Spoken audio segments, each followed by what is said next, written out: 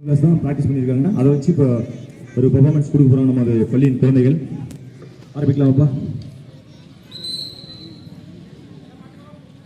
ராஜா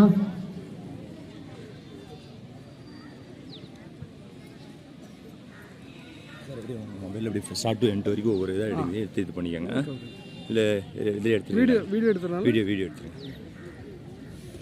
ரெடியாமா? ஆரம்பிக்கலாமா?